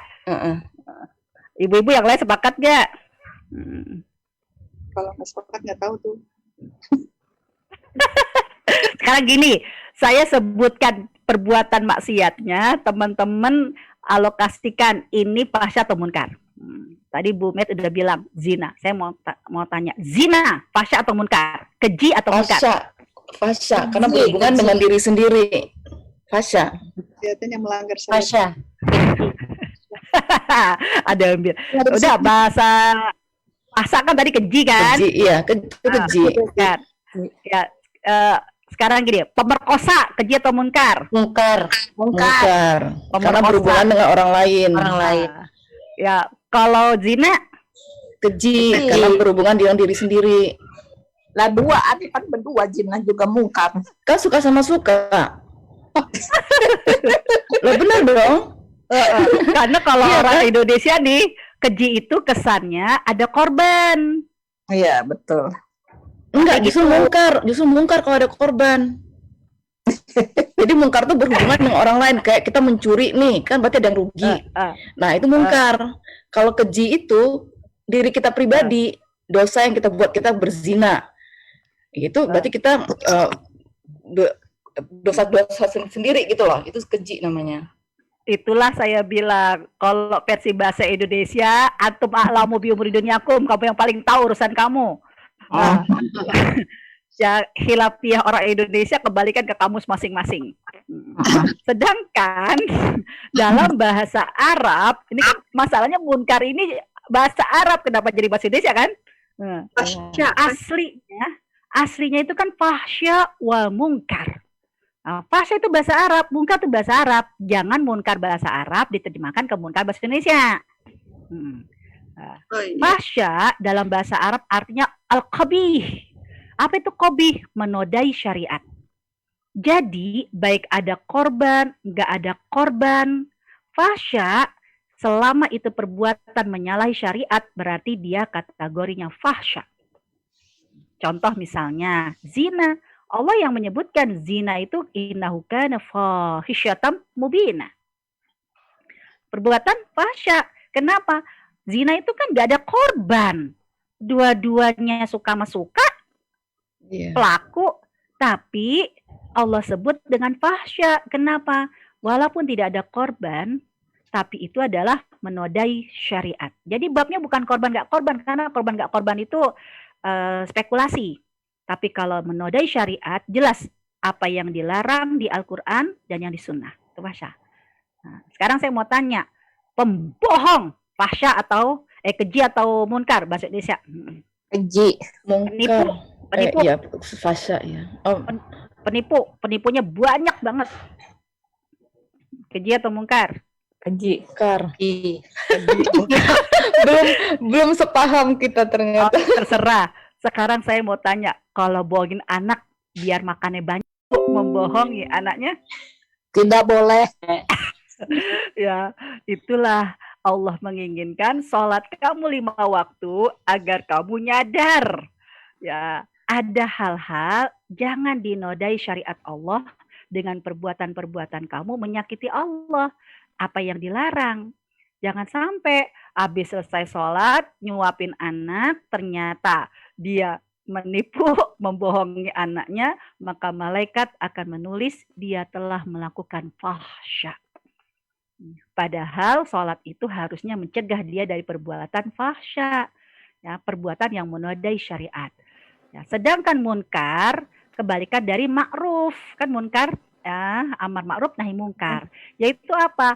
Ma'ruf ini kan kebaikan yang bisa difahami oleh orang lain. Barometernya bisa jadi apa yang menjadi landasan kebaikan menurut orang lain. Artinya secara tata krama. Munkar juga begitu, kemaksiatan yang ditolak bisa jadi bukan ada Qur'annya atau ada hadisnya, tapi ini memang secara etika, secara tata krama ini nggak bagus. Jadi ditolak oleh akal nurani yang berkaitan dengan hukum tata krama.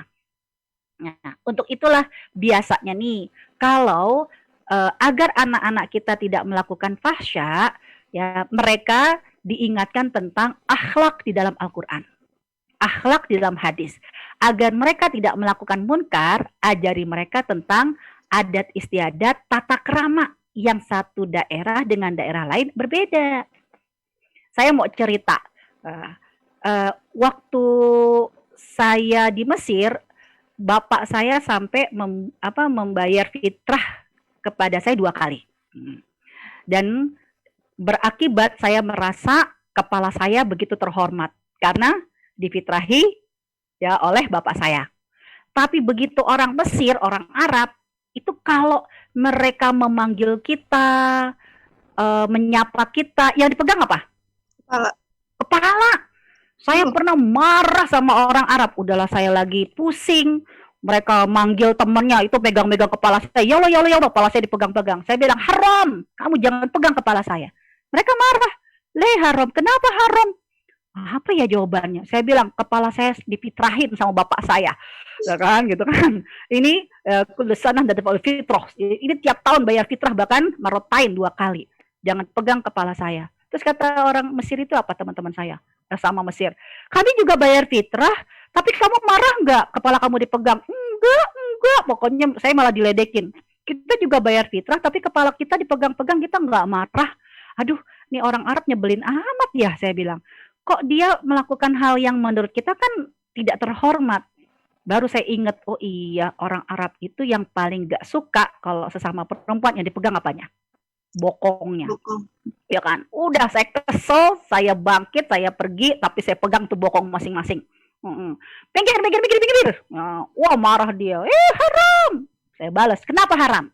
Ya, apa? Ada dalilnya nggak itu haram? Lalu dia mengatakan begini, kalau kamu ingin dihormati oleh bangsa saya, kata teman-teman di Mesir, jangan pernah pegang bokong saya. Saya balas, kamu kalau ingin dihormati oleh bangsa saya, orang Indonesia, jangan pernah pegang kepala saya. Ya, baru ternyata ini adalah ya ma'ruf dan munkar. Ya, berkaitan dengan kamu pegang kepala itu dipahami sebagai kemungkaran untuk orang Indonesia, tapi tidak dipahami kemungkaran oleh orang Arab. Berarti adat istiadatnya berbeda. Sama begitu saya orang Betawi, ibu saya orang Betawi, saya dididik dengan Betawi, suami saya orang Jogja. Saya biasa kalau dipanggil untuk makan, orang-orang tuh teriak, ngumpul, udah beres, gitu kan. Terus juga kalau kumpul lebaran nih, orang Betawi, yang bukan Betawi kota ya, Betawi emang Betawi asli, itu kalau masak nasi sedandang-dandangnya, masak sayur sesayur-sayurnya, ngulek cabe secobek-cobeknya, itu kan makan bareng meriung. Nah, itu biasa kita lakukan. Maksudnya apa? Ya kita ini masak untuk semua. Ahlul bait tuh gak ninggalin. Bahkan kalau nyediain minum nih, pakai gula, itu orang Betawi. Kalau ada yang orang Betawi, itu orang kasih gulanya, ngaduknya gimana? Bunyi kan? Ketok, nandain kalau tehnya gue kasih gula gitu kan, nggak pelit. Itu bunyi ketok-ketok, orang Betawi begitu. Kalau bunyi ketok-ketok itu udah biasa. Oh, dia lagi nyeduh teh. Begitu saya pertama kali nikah sama suami, tinggal di rumah mertua, orang Jogja, disuruh untuk nambahin sayur. Ya, pada saat itu kan saya berpikir saya sebagai orang yang ingin menghormati tamu, kita nggak ngasih dikit-dikit, cuma seringkok gitu kan. Wah, saya bawa sepanci-pancinya. Ya Allah, diomelin ya sama ibu mertua. Ya, begitu manggil sahur, ya kan, kita kan biasa, Mas bangun, bangun, gitu kan. Saya panggil, diomelin lagi, ini bukan hutan, kamu kalau ngetok pintu cukup 1 jari. Ya Allah, orang Betawi ngetok pintu 1 jari, mana nendang. Kita mah kalau ngetok pintu kamar kan gedor, dor kan gitu. Kalau ngelihat orang Betawi yang memang tradisi banget, itu kan filmnya Dul Anak Sekolah. Itu kan ngetoknya gitu, dor, itu kayak begitu. Sampai saya bilang, ya Allah, saya diomelin melulu ya di rumah mertua. Sampai dibilang, kamu tuh sekolah tinggi-tinggi, tapi kok kamu nggak punya adab, kamu nggak punya etika. Sedih hati saya. Ya Allah, ternyata begitu saya pahami ini, oh Islam itu menyuruh kita belajar tentang fahsya dan munkar. Fahsya dari Al-Quran, apa yang menyakiti Allah dan tidak menyakiti Allah, ya. Dan munkar itu berkaitan dengan tata krama, adat istiadat, yang bisa jadi antum a'lamu bi umur dunyakum, kamu yang paling tahu urusan kamu beda-beda. Di situ akhirnya pantas Rasulullah itu menjadi orang yang terbaik. Dia tidak pernah menyakiti Allah dan dia selalu memahami lingkungan sekitar. Rasulullah kan berbicara sesuai dengan bahasa kaumnya. Nah, ini sampai Allah menyuruh kita belajarlah dari bulan Rajab. Sedangkan pimpinan bulan itu 2, yaitu Ramadan dan persiapannya dari mulai Rajab dan juga Sya'ban, ya, pra-Ramadan. Rasulullah itu kan memperbanyak ibadah persiapan kompetisi di bulan Ramadan dari bulan Sya'ban. Sedangkan 3 bulan berikutnya ya, 4, 5, 6 bulan berikutnya itu adalah bulan-bulan yang semua punya kategori. Ya, punya kategori yang setiap bulan itu memang orang-orang Arab tidak tidak menahan diri dari peperangan karena memang kondisi peperangan ada kalanya sebuah kebutuhan. Rasulullah perang Badar, perang Uhud, itu kan yang penting dilakukan tidak di bulan-bulan Islam. Tapi di bulan Ramadan Allah menginginkan itulah adalah pimpinan bulan. Dan lihat, bulan Ramadan itu enggak hanya Al-Quran yang diturunkan, tapi semua kitab suci diturunkan di bulan Ramadan. Suhuf Ibrahim, Taurat, Zabur, Injil ya, juga diturunkan di bulan Ramadan, dan Al-Quran juga diturunkan di bulan Ramadan. Nah, khusus yang sekarang di bulan Ramadan, karena adalah bulan Al-Quran, Allah menginginkan agar kedekatan diri kita dengan Al-Quran. Nggak pede kalau nggak lancar. Ya, tetap lakukanlah kedekatan kita dengan Al-Quran. Bahkan di bulan Ramadan ini, Allah Subhanahu Wa Taala nanti sebagai persiapan pimpinan bulan, karena setelah Ramadan itu kan 3 bulan sebagai closing akhir tahun. Ya, Syawal, Zulkaidah, dan Dzulhijjah, agar benar-benar kembali menjadi mulia. Karena kemuliaan seseorang tergantung dari ketakwaannya. Nah, takwa berarti kalau kita belajar dari Ramadan ya sebagai puncak ibadah kita untuk berhasil di bulan-bulan berikutnya, takwa itu tidak hanya di awal ayat Ramadan tentang puasa, tapi akhir tentang ibadah Ramadan juga ditutup dengan takwa. Jadi puasa itu takwa, ditutup juga ketahanan keluarga di ibadah Ramadan dengan takwa. Kenapa? Karena berarti kita harus mengevaluasi nih. Jangan sampai nggak latihan di bulan Ramadan, ngeri nanti Syawal kita udah mulai lupa diri, ngeri, akhirnya begitu Zulkaidah dan Dzulhijjah yang harusnya bulan haram, kita terlupa ya untuk mengingatkan tentang ketakwaan. Ya, karena takwa adalah berarti kepedulian sehidup sesurga dengan keluarga kita, dengan orang-orang dari sekitar kita, dan semua itu Allah persiapkan dikaitkan ya dengan bagaimana hubungan kita dengan Al-Quran. Ya kira-kira ini soal Al-Quran next kapan-kapan akan kita bahas. Ya artinya Allah Subhanahu Wa Taala benar-benar menginginkan ya, setiap bulan itu ada maknanya. Ya seperti tadi 4 bulan haram udah, Ramadan udah, Rajab berkaitan dengan masalah Isra dan Mi'raj. Kalau Syawal adalah bulan, saya lupa tadi menulis Syawal, artinya Syawwala yusyawilu, bulan peningkatan. Berharap setelah digugurkan di bulan Ramadan, kita akan meningkat di bulan Syawal. Ya karena sudah optimal ibadah di bulan Ramadan. Ditutup akhir tahun dengan Dzulqa'dah, istirahat dari urusan dunia karena persiapan untuk menunaikan ibadah haji, dan Dzulhijjah berarti kita siap-siap yang datang ke tanah suci menjadi tamunya Allah, yang tidak ke tanah suci tetap harus menghormati dirinya sedang di bulan-bulan haji sebagai closing bulan-bulan haram. Ya, dari saya cukup sekian. Akhirul kalam. Assalamualaikum warahmatullahi wabarakatuh. Waalaikumsalam warahmatullahi wabarakatuh. Jazakallah khair Ibu, menarik sekali ininya topiknya dan isi kajiannya pada hari ini. Baik, kita buka dengan sesi tanya jawab sebentar. Silakan yang mau bertanya langsung aja ke Ustazah Nur.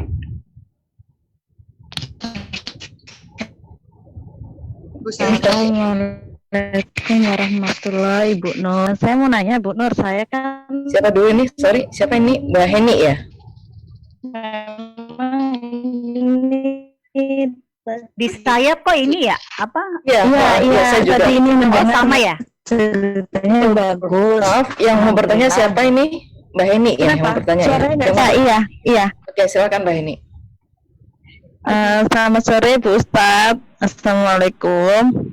Waalaikumsalam warahmatullahi wabarakatuh. Suaranya nggak denger ya? Udah kedengeran. Oh, udah kedengeran. Iya, ini tadi ceritanya menarik. Saya sangat tapi saya banyak nggak ngerti Bu Nur, karena maaf kalau bulan-bulan tadi itu banyak yang nggak ngerti. Saya mu'alaf, saya sudah lama jadi mu'alaf, tapi saya nggak ada yang ngajarin. Jadi saya sekarang ikut dompet duafa. Jadi saya ya kadang yang saya tahu hanya puasa Syawal, kayak bulan Rajab apa saya banyak nggak tahu Bu Ustadz. Itu gimana itu? Soalnya saya hampir bimbing anak saya yang masih kecil. Kalau puasa Senin Kamis, saya tahu di agama dulu saya masih ada istilah puasa Senin Kamis di agama Hindu kami gitu loh. Oke. Jadi Makasih Bu Ustadz. sama-sama. Jadi yang pertama saya mohon maaf. Memang materi ini sebenarnya ngomongin setahun ya panjang bener. Dan akhirnya kita hanya bisa sekedar memahami secara awal penamaan, belum sampai kepada peristiwa yang terjadi secara detail di bulan tersebut, juga amalan-amalan yang dianjurkan di bulan tersebut. Karena tadi saya hanya memfokuskan pertama tentang sejarah untuk memberikan sebuah keyakinan dan juga kebanggaan kepada anak-anak kalau di dalam Islam semua ada petunjuknya di Al-Quran, bahkan dengan nama hari, nama bulan, kemudian juga benda yang pertama kali diciptakan. Ini yang menjadi target saya yang pertama ketika diamanahkan untuk bahas ini. Terus yang kedua juga saya tadi hanya fokus mengingatkan di bulan-bulan Muharram, di bulan-bulan haram ya, tadi yang Muharram, Rajab, Dzulqa'dah, Dzulhijjah, please jangan suka bertikai. Karena pertikaian ini akan menyebabkan seseorang menjadi terhina. Sedangkan kalau Bu Heni mau secara detail membahas lebih lagi tentang keutamaan masing-masing bulan, ibadah yang dianjurkan, sepertinya saya cuma bisa jawab to be continue. Begitu, karena saking banyaknya yang ingin saya bahas. Ya. Saya kepengen tahu itu mengenai tentang Islam, karena selama saya jadi mu'alaf sudah lama tapi nggak ada yang mengajarkan.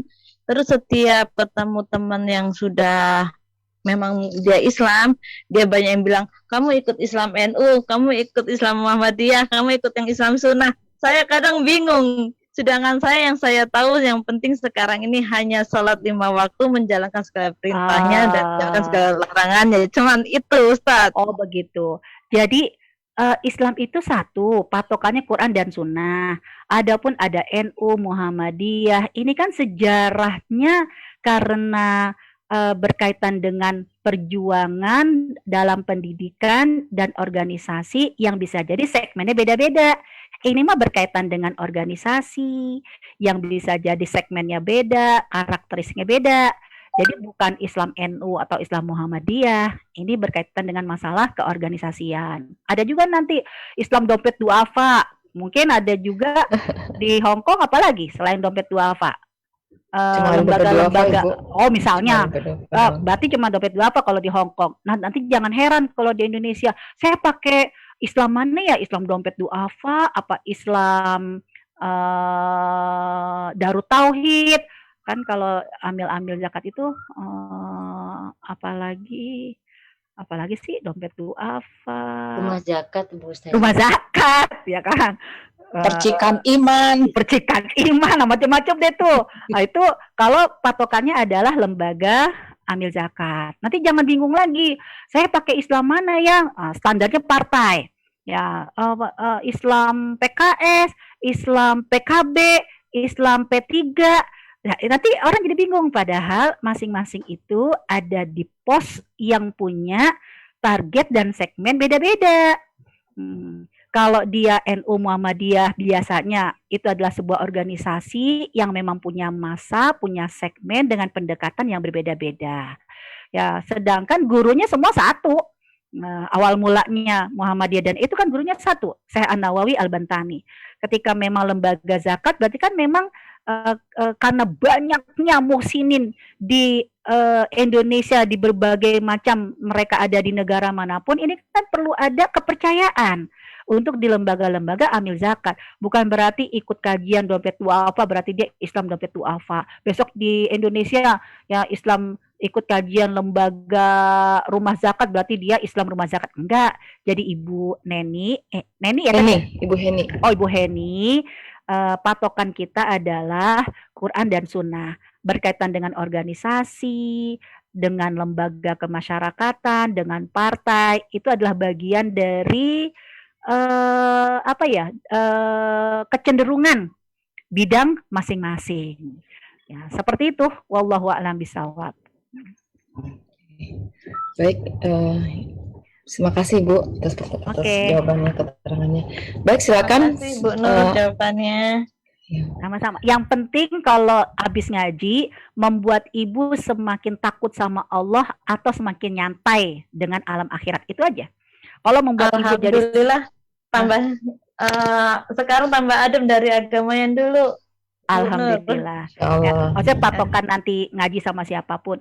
Jadi membuat ibu jadi semakin banyak beramal atau tidak, semakin lembut atau tidak, lembut, bijak, rahmatan lil alamin atau makin galak. Itu karena pernah itu aja ya Bu ya. Sering cengeng Bu. Masya Allah. Ada apa-apa sedikit tambah ada masalah sedikit bisanya hanya nangis gitu aja. Boleh, alhamdulillah. Karena saya pernah ketika kajian suami istri nih, Ustazah, istri saya lebih galak dari Ustazah. Berarti ada yang salah dari saya dong. Enggak, makanya saya kalau ngaji, istri saya ngaji di pandemi begini, saya suka dengerin. Kenapa? Ustazahnya aja baik, lo mah galak banget. Ini nggak boleh gitu kan. Jadi dia galak banget sama suaminya. Pak, kalau ternyata istri membuat tidak hormat kepada suami, berarti ada yang nggak beres dari taklim saya. Karena mereka harus tetap, jadi sayangnya mereka kepada suami ketika mereka melakukan kemaksiatan bukan malah akhirnya mencas atau akhirnya malah menghakimi. Rasa cintanya itulah ya dia dirangkul. Kan begitu. Iya. Baik. Berikutnya ada pertanyaan lagi. Saya Bu Imet. Silakan Mbak Liva. Bu Ustazah, yang tadi terkait fasya dan mungkar itu kan berbeda ya. Berarti itu cara taubatnya juga berbeda ya? Iya. Karena kalau fahsya nanti resikonya pertanggungjawaban itu dari mulai kalau di akhirat lagi ya, dari mulai padang mahsyar sampai di mizan. Tapi kalau munkar itu di jembatan as-sirat. Hablum minan nas itu di jembatan as-sirat. Tuh. Dan amal yang pertama kali dihisab untuk terkait dengan Allah kan adalah sholat, karena itu berkaitan dengan masalah fahsya. Sedangkan nanti orang yang membuat bangkrut di akhirat bisa jadi adalah lisan, karena berkaitan dengan fahsya, munkar. Oke. Baik, Bu Ustazah, syukron.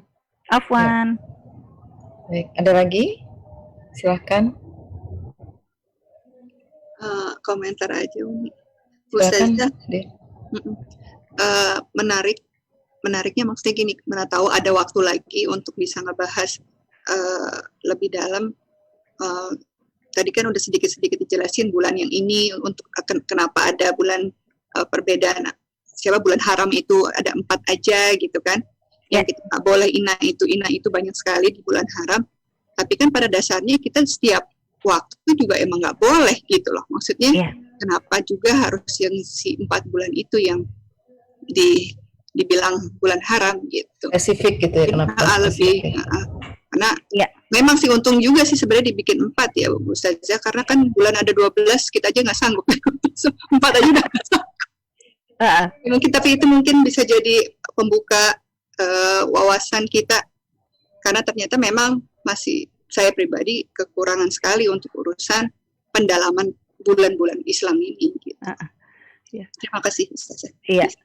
Sebenarnya nanti berkaitan dengan 4 bulan ini nanti hukumnya kepada hukum qital, hukum peperangan. Nah, hukum peperangan ketika memang harus terjadi peperangan diminta untuk menahan diri, tidak diperbolehkan di 4 bulan ini. Nah, itu sebenarnya secara hukum syariatnya nanti ke bab soal perang. Tapi tadi saya mencoba untuk meringankan pembahasan, tidak sekedar perang fisik, tapi juga perang mulut. Kan begitu. Namun di bulan-bulan yang lain, bukannya berarti boleh perang tanpa ada batasan. Tetap, kalaupun misalnya, berarti ini kan bulan Ramadan nih, setelah Ramadan Syawal. Berarti kan bulan Syawal tuh kan bukan bulan haram kan? Berarti boleh dong kita lagi marah sama suami? Boleh. Ya, tapi kalau di bulan 4 tadi nggak boleh sama sekali. Itu benar-benar harus nahan. Tapi kalau di bulan Syawal, habis maaf-maafan nih hari pertama, kedua, ketiga, selebihnya misalnya kesel banget, udah janji mau pergi ke sini, kita udah rapi, udah dandan, ternyata batal karena dia ngantuk misalnya. Aku marah-marah. Ya Allah, ini kan bulan Syawal, nggak apa-apa kan? Nggak apa-apa. Tapi nanti di setiap bulan Allah mengingatkan, kalau mau marah-marah jangan lebih dari 3 hari. Kan begitu. Terus kalau mau marah-marah, ingat jangan Senin sama Kemis. Terus kalau mau marah-marah jangan di waktu pagi dan sore. Kenapa? Karena itulah waktu saat amal dilaporkan. Jadi ya itu artinya gitu. Kan kita manusiawi, marah boleh. Itu kan 4 bulan itu kan latihan. Dan bulan Ramadan benar-benar perjuangan. Ya, setelah Syawal ya atau setelah Muharram, Safar, Rabiul Akhir, berarti boleh kan kita marah? Boleh. Boleh dong kita istilahnya bertikai karena memang ada perselisihan, boleh, orang perang aja boleh. Tapi ingat-ingat ada batasan-batasan yang perlu diperhatikan. Kalau ribut berarti nggak lebih dari 3 hari. 3 hari. Tapi kalau di bulan Muharram itu dosa apapun yang terjadi, latihan untuk menahan emosinya. Begitu. Jadi harus kita mulai warning nih ya, kapan bulan-bulan terjadi. Iya. Di alert apa namanya? Notifikasi sekarang masuk bulan Muharram gitu. Iya. Tujuannya bertalim ini kan saling mengingatkan ya Bu Ustazah. Maklum notifikasinya suka nggak beng gitu. Iya, kalau manusia nggak marah-marah, aduh, ya hidup ini nggak ada dinamika. Makanya Allah memperbolehkan ya kalian marah, ribut, tapi 3 hari. Oke. Baik Ibu, marah-marahnya itu nggak bolehnya sama suami, sama siapa aja gitu ya, Bu Sama Ustadz? siapa aja. Kita udah pernah belum ya bahas tentang manajemen marah? Udah. Belum. Belum ya? Belum. Saya baru ini Belum deh. ngikutin Bu Ustadz. Maksudnya bukan nanya Bu Heni, nanya itu Belum. sama Bu Met. Belum. Ada Bu Imet tanggal 23 Februari manajemen marah. Kalau Oh iya ya. Ya, manajemen. ada filenya ya. Lupa, Saya biasanya ngirim file ya. Masih Nah, ada. itu boleh juga tuh teman-teman mungkin mau yang mungkin terlambat ikut atau yang belum ikut, bank materi kan bank file Udah menjadi disetar. hak, Udah. menjadi hak mereka untuk mendapatkan. Jadi Bu Heni minta sama Mbak Liva. Mbak Liva Ya. kalau ada yang saya belum memberikan materi, ingetin saya. Minta dengan siapa Bu Ustadz? Bu Rifa. Ibu Liva ya, Bu Liva. istrinya Pak Imam. Jelas. Istrinya Nyonya Imam. Nyonya Nggak Bu- tahu Ibu- ya. Katanya dari Bude, Mbak belum Mbak pernah Liva itu dari Mbak dompet ini juga. Pak. Iya, Ini sudah lama saya ibunya- nggak ke kantor. ini ibunya Dede. Ibunya Bude. Yang Saya punya. udah lama Oke. nggak ke kantor. Ke kantor nggak pernah lihat istrinya Pak Ustadz. Beda Kenalan yang minta. Mbak Heni ya. Ah, Saya baru ikut dompet duafa.